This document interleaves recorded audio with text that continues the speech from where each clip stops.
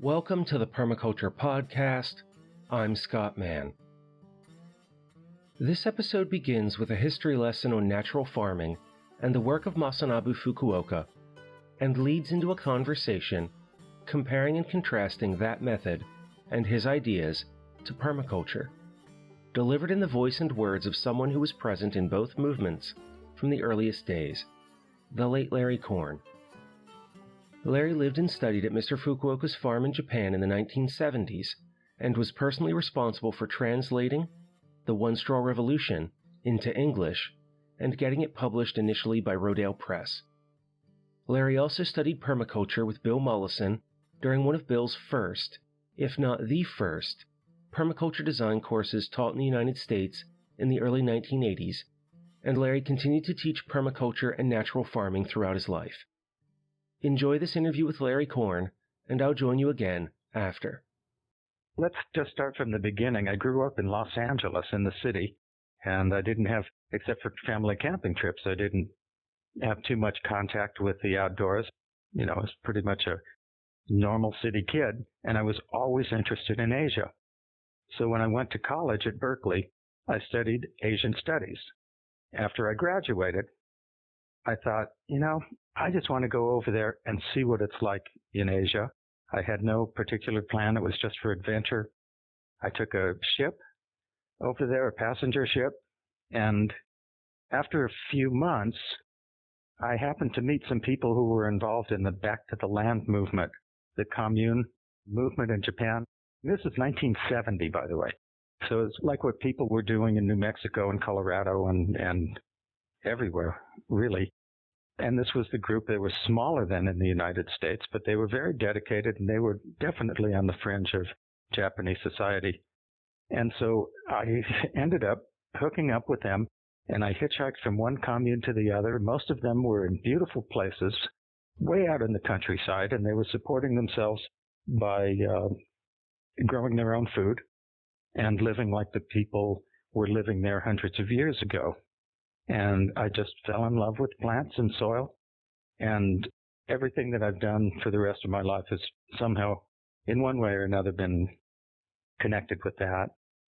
And then, along the way, as I was traveling around, I heard about this fellow, Masanobu Fukuoka, who was a farmer living on the small island of Shikoku. And people told me that he's like a farmer philosopher, and people respected him as a spiritual teacher. But nobody I knew had ever been to his farm. So I didn't know anything about the technique. So I hitchhiked over there, and when I saw what was going on and what his fields looked like in the orchard, I pretty much just dropped what I was doing and moved into one of the huts. He was taking student workers, like interns, sort of, who would live up in the orchard in these mud-walled huts and do the farm work. He taught about his technique, and every once in a while he'd sit us down and talk about the philosophy that these techniques were based on. And that was quite an experience, another life-changing experience, and that eventually put me in touch with permaculture. So I got the Fukuoka natural farming first. When I was there, his book, The One Straw Revolution, came out in Japanese. And he was not well known in Japan, and in the agricultural community, they considered him kind of a kook. He didn't plow the ground. He didn't flood his rice fields. He didn't prune the trees. He had a continuous ground cover of white clover on the surface, and he spread straw. He grew vegetables in the spaces between the orchard trees. His fields looked completely different from the other neighbors who had the rice fields with the neat rows and the flooded paddies, and who were using all the chemicals. And so he just kind of didn't fit in. And Japanese society is one that doesn't really treasure individuality as much as they treasure teamwork and cooperation. So here was this one fellow they couldn't understand it, basically. So some of the students and I got together. We translated The One Straw Revolution. I brought it to the United States and found a publisher for it.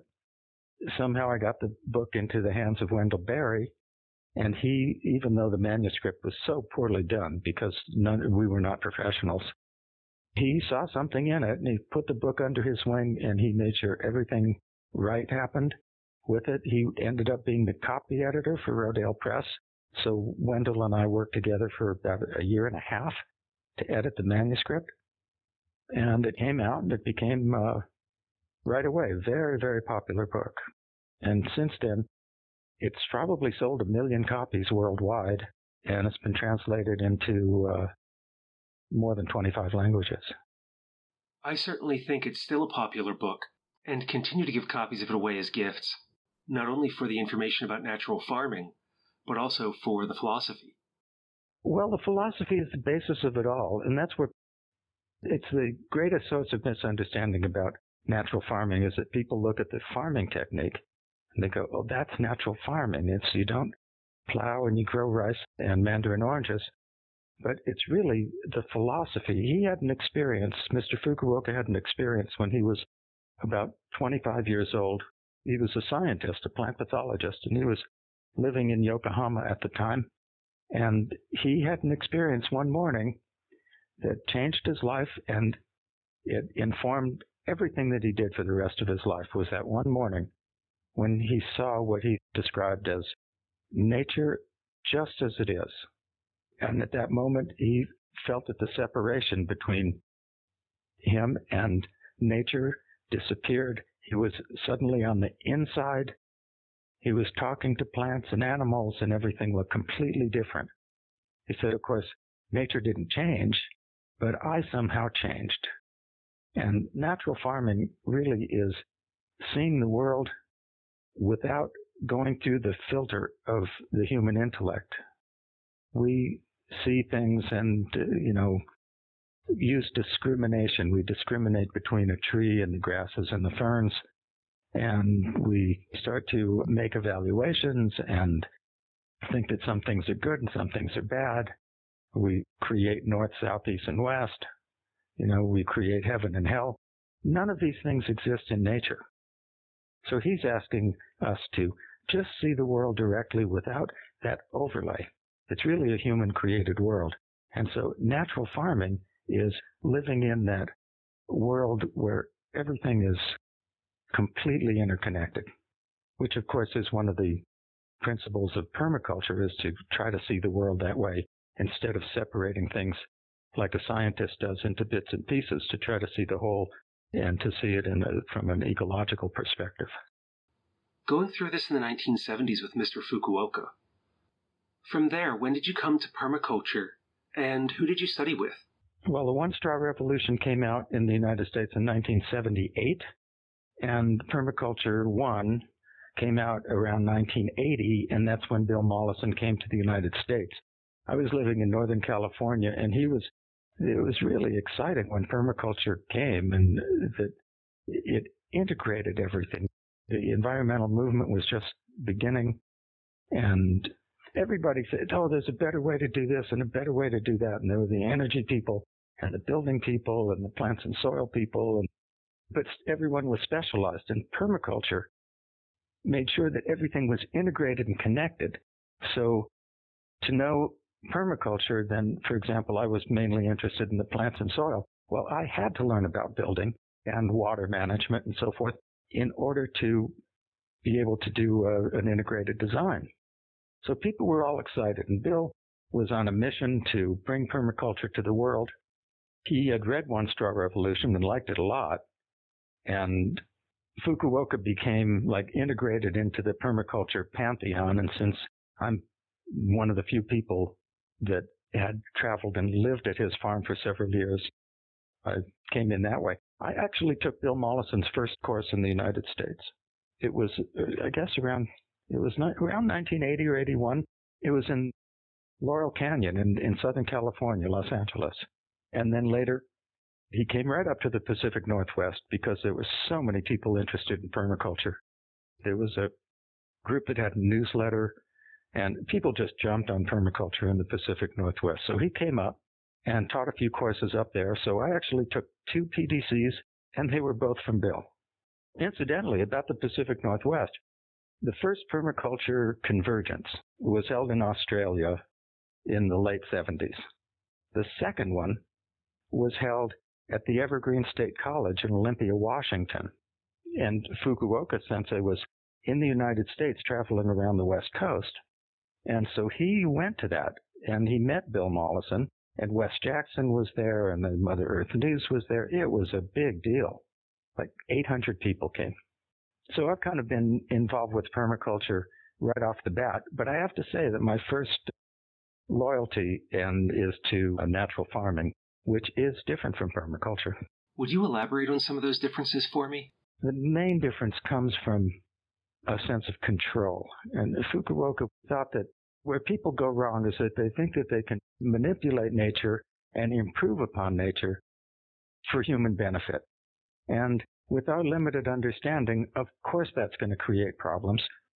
And it's side effects that, since everything's interconnected and we have a specific objective in mind, then an unexpected problem comes up, a side effect.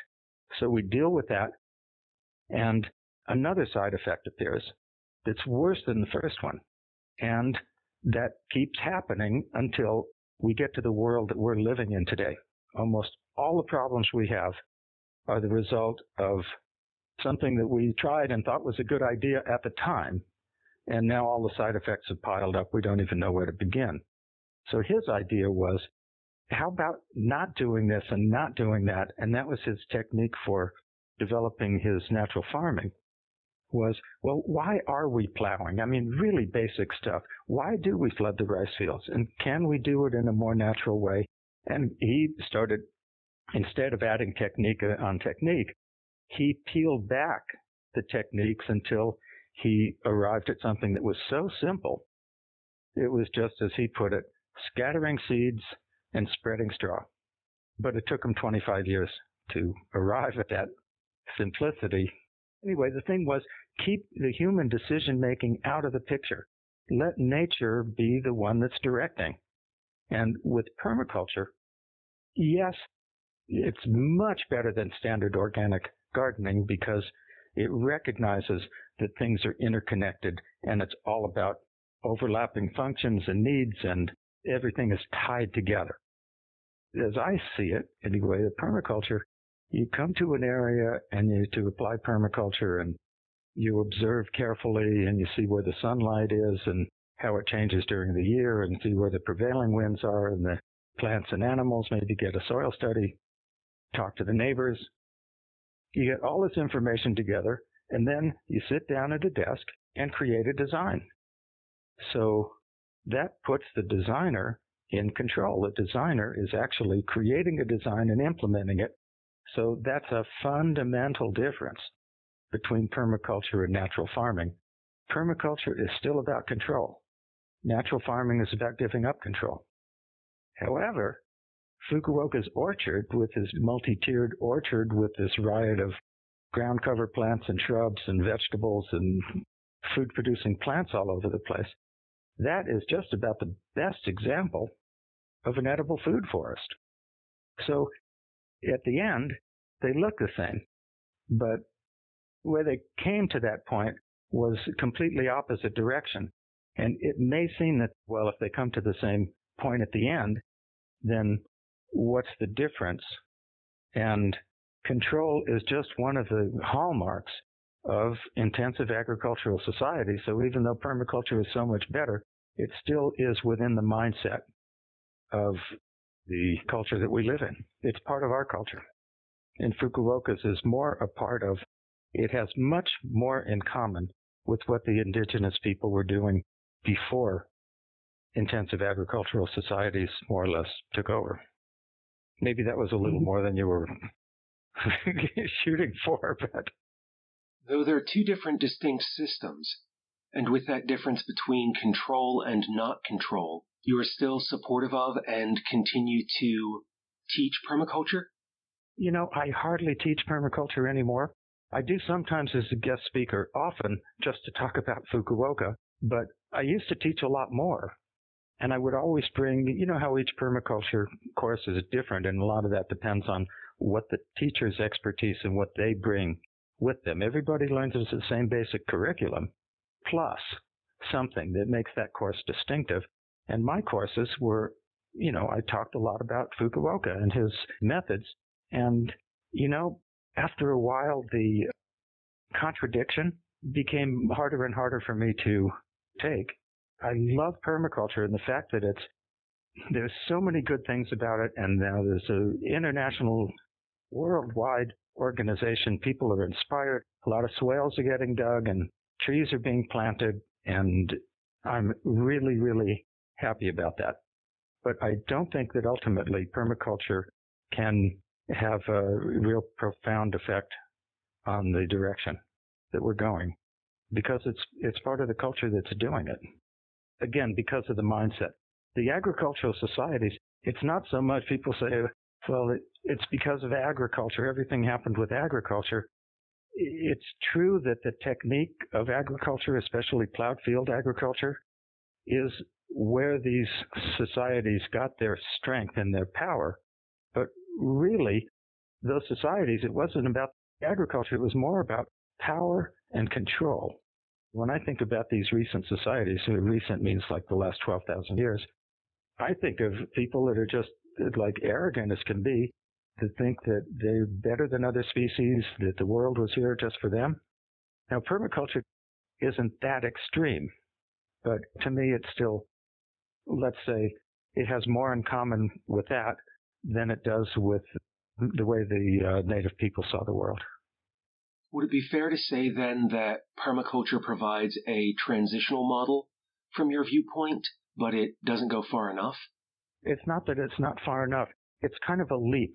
You have to take a leap of faith and go from one to the other. It's a kind of a quantum thing.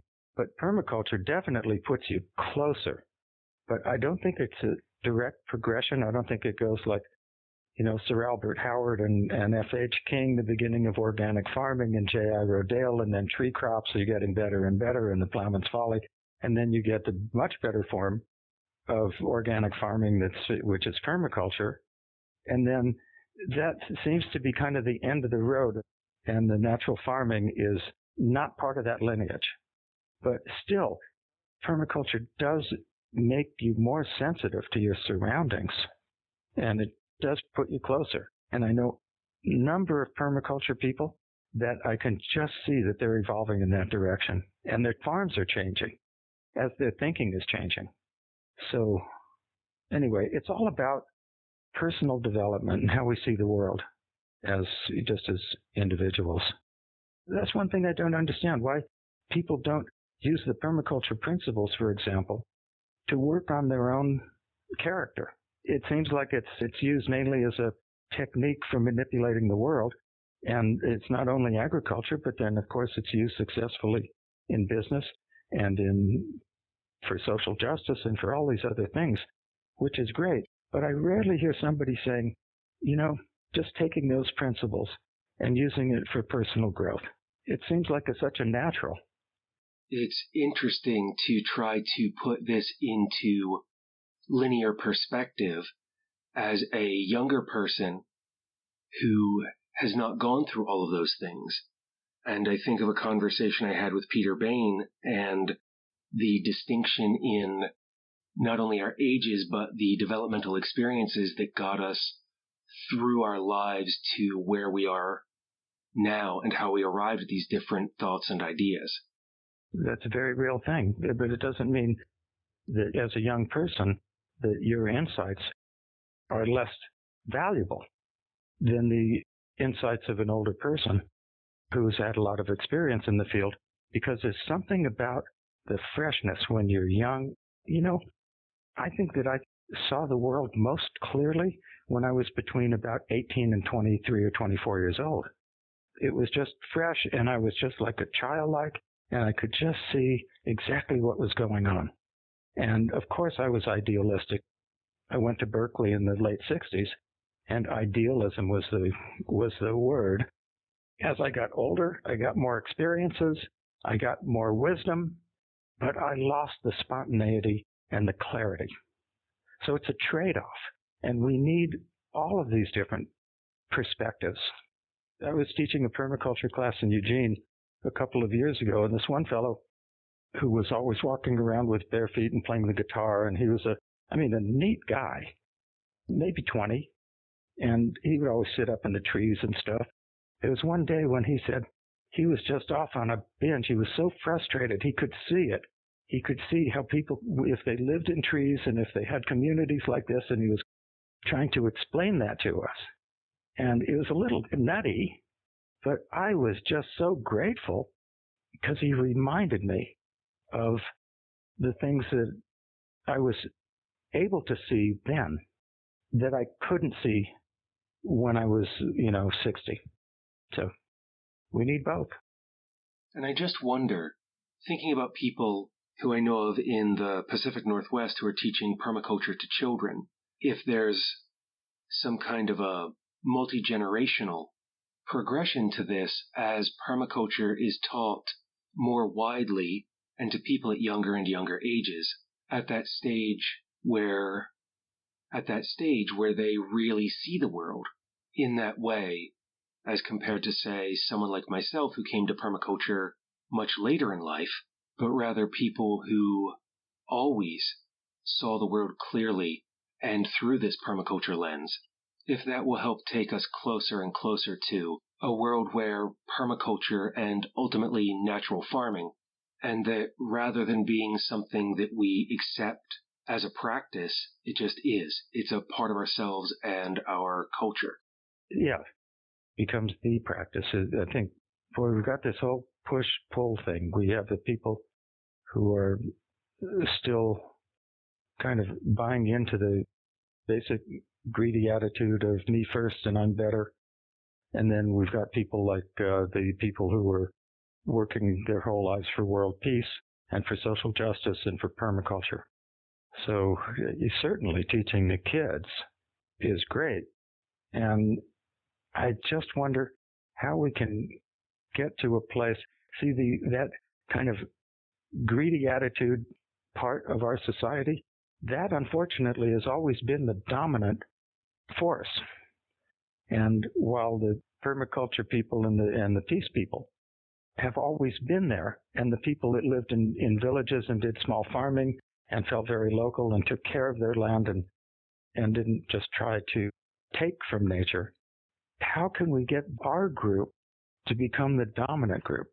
And I don't know. Or maybe we just have to create what will become the new society after the current society simply falls under the weight of its own contradictions. I don't know the answer to these questions, but these are all things that have occurred to me.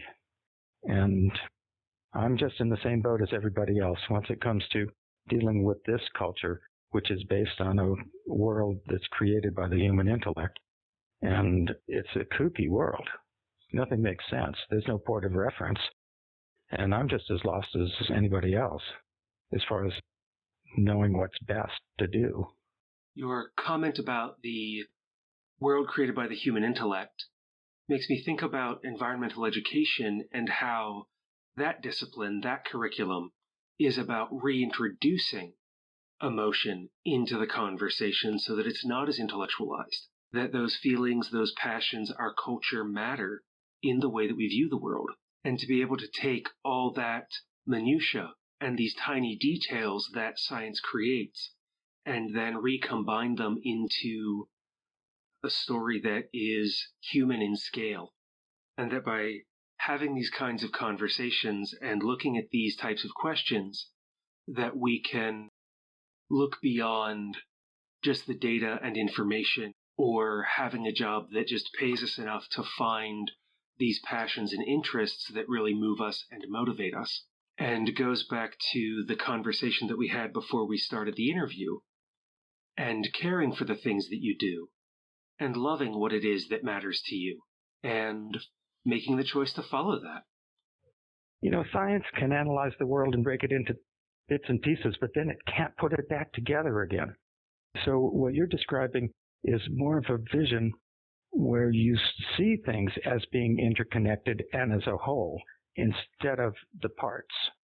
And I couldn't agree more that that's a very valuable insight. And that kind of stirs the kettle a little bit more when we look at our society and go, how are we going to get there? Fukuoka worked his whole life. I mean, he woke up in the morning, a short fellow, I don't think he was 5 feet tall. He might have weighed 100 pounds, and he was so full of energy. And he'd wake up in the morning, and he was thinking, okay, how can I help the world see what I saw that morning? Every morning he woke up like that. And he wanted to fill the day, and he lived to be 95 years old. And towards the last 5 or 6 years of his life, he started to become a little sad and a little cynical because not much had changed. And in fact, they have gained momentum. And still, there's only so much that one person can do, and you just have to make your choices about what you do in life. But what we talked about just before the interview started was that, boy, if you get wrapped up in all the things that are wrong and the maybe hopeless situation that we seem to find ourselves in, and you get depressed and you start to feel guilty, and then suddenly you lose all the energy, the possible energy that you could have had to help change things. And also, isn't it nicer if you're enjoying every day and enjoying life? You know, Wendell Berry has a line, our challenge is to live joyously each day in spite of knowing the situation, or something very close to that. It's like, okay, you can have more fun and you can actually be much more effective if you somehow find a niche. Now, for me, I was just so totally lucky in my life that I happened to come to Fukuoka's farm at the right time, and at the time I could speak Japanese. I had already been doing farming. I was perfectly prepared to do what I did. It was total luck, and my life took a real side turn. And for you, the same kind of thing happened in a different way. But what you noticed was that you knew when you had found a good spot for you when you started feeling happy. So, no, I just wish that for everyone, that you somewhere. And usually, now this is going to really sound corny, but you know, the way that that happens more often in somebody's life is if you can somehow manage to keep your heart pure. I know that sounds a little flaky, but well, here's where I can pull the age card and say, I've seen a lot by now, and I know that to be true. This reminds me of two different lines I've heard throughout my life. The first is that we need a calling rather than a career. That, yes, we need to work a job, we need to have income and everything we need to live in this world.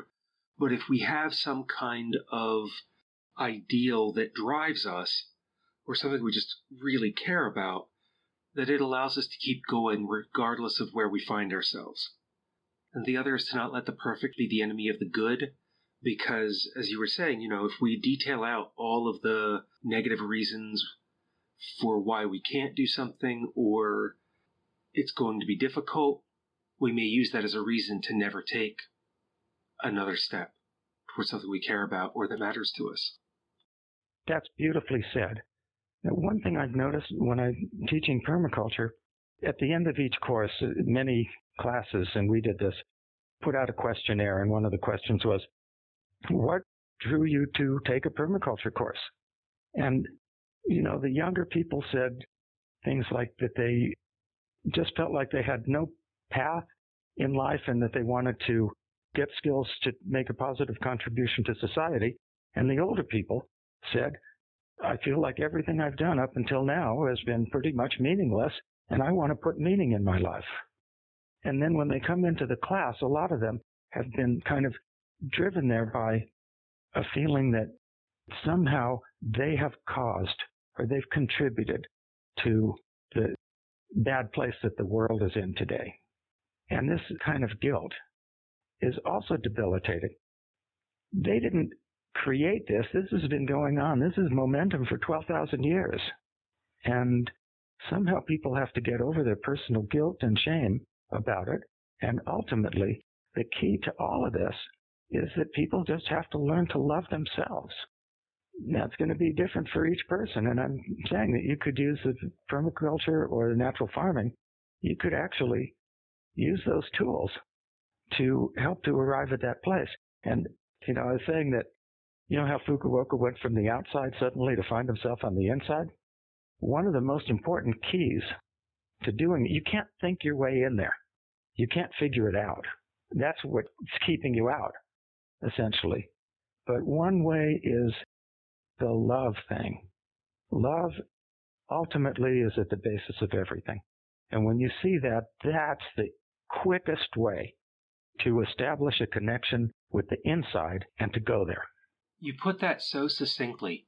Well, of course, I'm an old hippie. Love is all you need. It took me 16 years to find that kind of love for myself and these things that I enjoy in order to be able to step back from that societal story and do the things that I really love. And then sometimes I've had problems with this before. If you're successful, then, I don't deserve it. I don't deserve it. People are starving in Africa. How can I be feeling good? I shouldn't be feeling good. I should be feeling guilty. And I don't think that's a helpful thought process there.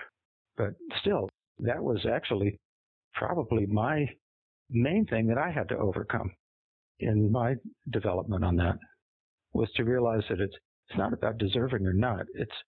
There are ways to sabotage yourself when you're actually making progress along the road, and you go, oh, well, I don't deserve it. And do you have any final words for the listeners? Well, I would suggest that people look into what the indigenous people were doing before the agricultural societies pretty much erased them. In particular, I'm more familiar with California because that's where I grew up. But what the indigenous people were doing was not do-nothing farming, and neither was what Fukuoka was doing, was not do-nothing. They interacted with the landscape. They were a part of it. They asked the plants what they needed. They never took more than they needed. They never took it all. They watched out for making sure that nature would be able to replenish itself. And this actually made the landscape richer and more diverse, not only for people, but for all the forms of life. And Fukuoka's farming is much more closely attuned to that way of seeing the world and that way of interacting with nature. So it's just another way of getting at it, because it's Asia. People are familiar with rice. They're not familiar with a lot of the terms that he uses, like no mind and do nothing. So they may be going about it, coming at it through what the indigenous people were doing. And there is one book, by the way, that it's by far the best book ever written on the subject of the way Native people lived and especially interacted with nature. And that is a book called Tending the Wild by Kat Anderson. If anybody is interested in that topic, that is a great place to start. And that was Larry Korn in a conversation we originally recorded in 2013. Larry passed away in November 2019, but his life and legacy live on in his translations of The One Straw Revolution and Sowing Seeds in the Desert, as well as his own book examining the life and philosophy of Masanobu Fukuoka, The One Straw Revolutionary, released in 2015 with Chelsea Green Publishing. He also left an indelible impression on the thousands of people he personally influenced through his teaching, friendship, and mentoring. I feel fortunate to count myself among that latter group, as Larry checked in with me over the years to continue the conversation you heard today, while his influence continues on air, as my path led ever more towards starting with designing ourselves and our lifestyles before moving out into the landscape, or in the broad conversations about philosophy and ethics during an interview, while leaving recommendations where you could find more specific resources that focused on strategies and techniques. The One Straw Revolution remains the first book I recommend every new permaculture practitioner reads before moving on to any of the other permaculture texts. You can read more about that book and the rest of my initial reading list at thepermaculturepodcast.com/firstreads to see why this book matters and other titles to deepen your knowledge. Are there any permaculture practitioners who influenced you early on in your journey that you still find reflected in your everyday practice? Let me know who that was and how they changed your thoughts at that time and continue to do so today by leaving a comment for this episode. While you're at thepermaculturepodcast.com, take some time to explore the archives. There you'll have access to nearly 200 episodes from the early days of the show that you won't find anywhere else. Until the next time, Remember your teachers and mentors while taking care of Earth, yourself, and each other.